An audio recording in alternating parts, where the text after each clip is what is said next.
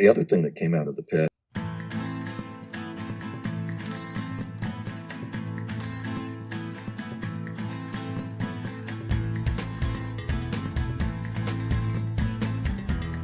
was we had some really important introductions made to us of some people that now we've ended up employing. A couple of them went to work for Catherine.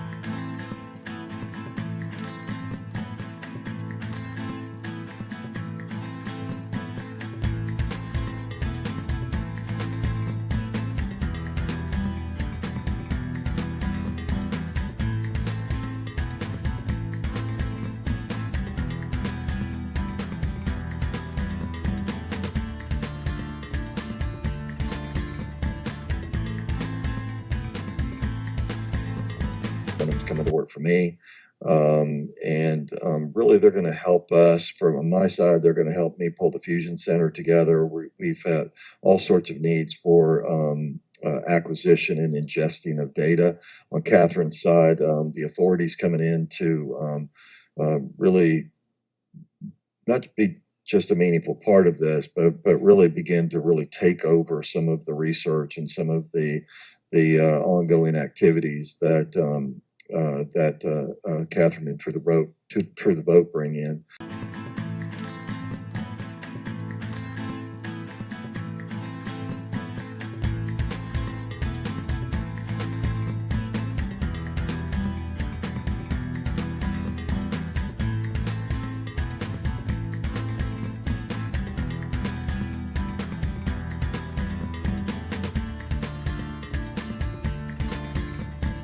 So there are lots and lots of different things going on out there, y'all. I encourage you to, if you want to get engaged, info@truethevote.org. Reach out to somebody, one of us on Truth. The authorities, as I said, he's really taking over a lot of some of the True the Vote research activities.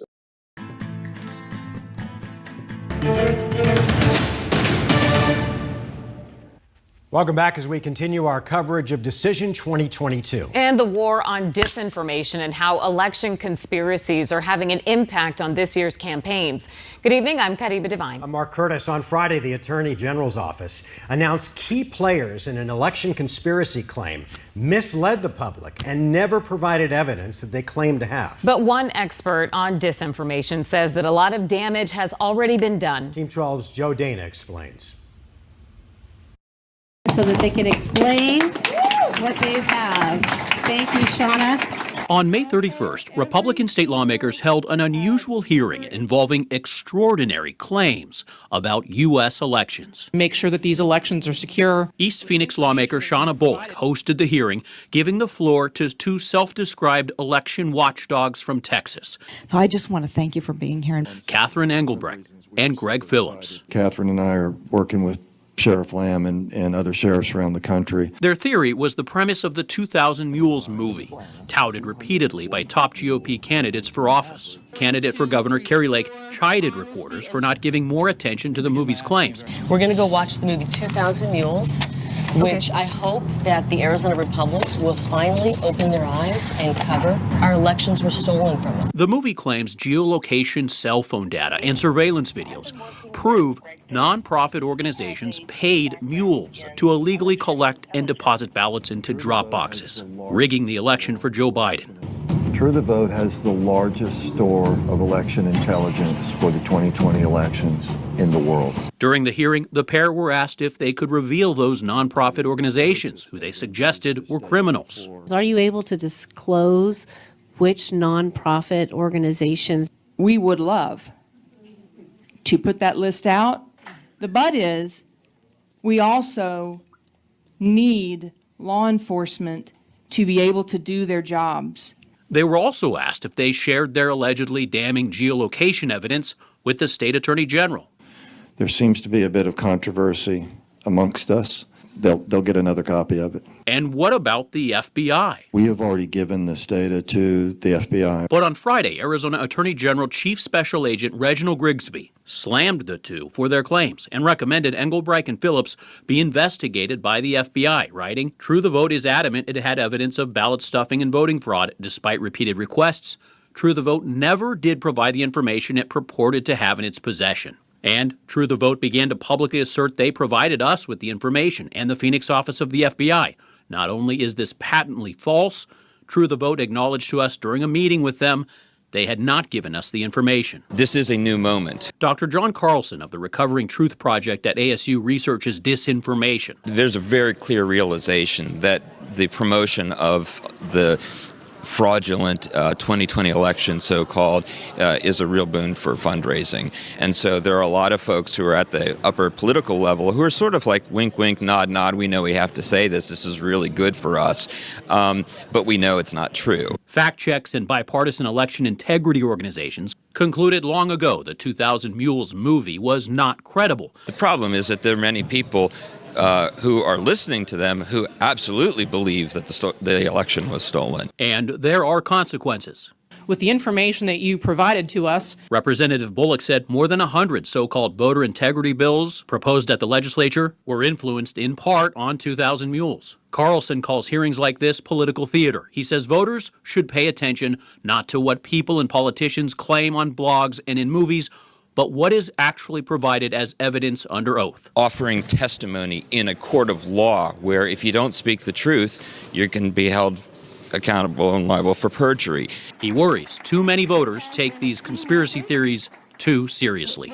The real concern going forward, I think, is that those who might want to subvert the rules, change the rules, or engage in anti-democratic behavior, even violence, if you don't win. We asked Representative Bullock and candidate for Governor Kari Lake if they have a response to the Attorney General's letter about 2000 Mules. So far, they have not responded to our request.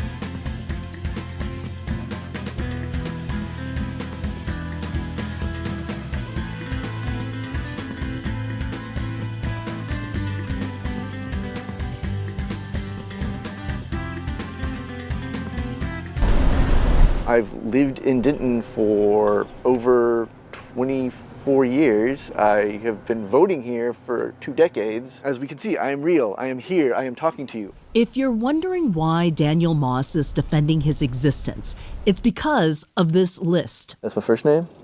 That's my last name. Of thousands of voter registrations in Denton County being challenged as ineligible. Finding out that I'm on some sort of hit list of people who shouldn't be voting. I was pretty pissed off. How did Moss, a legally registered American voter in the state of Texas and a university administrator, end up having his voter registration challenged? Because of the efforts of one group. Hi there, I'm Catherine Engelbrecht with True the Vote. True the Vote, a right-wing organization fueled by the MAGA movement. All of a sudden in certain states they found all these votes, a totally rigged election. And the lies that the 2020 election was stolen with illegal ballots. Welcome to the IV3 project. You have arrived in the nick of time. This is the group's online training session for IV3, a user-friendly app pushed by True the Vote, recruiting and training thousands of private citizens on how to submit challenges to local election offices. We've got to report what we can and get it as accurate as we can, and it is making an enormous impact. Adding up to about 700,000 challenges to voters across the country so far. Documents obtained by CNN show many of them use the exact same language. Daniel Moss's challenge came from someone he doesn't even know. I want to say it was Nancy. Nancy lives in the same county and single-handedly sent in thousands of challenges this year. We asked around for her. I'm trying to talk to Nancy. But she did not come to the door.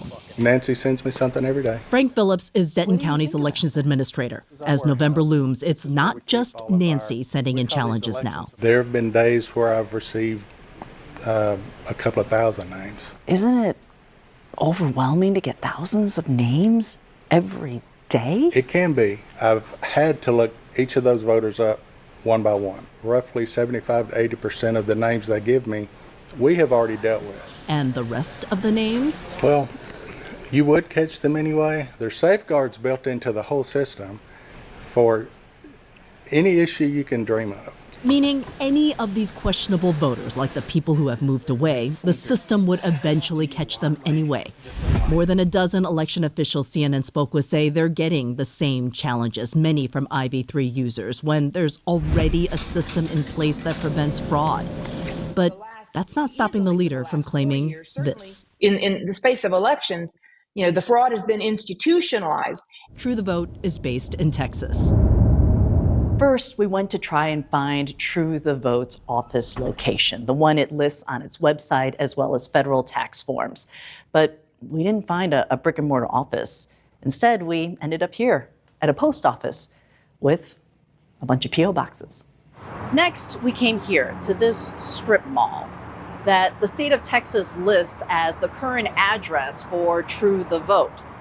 But looks like it's a business that files income taxes, and it's a functioning office, but no True the Vote.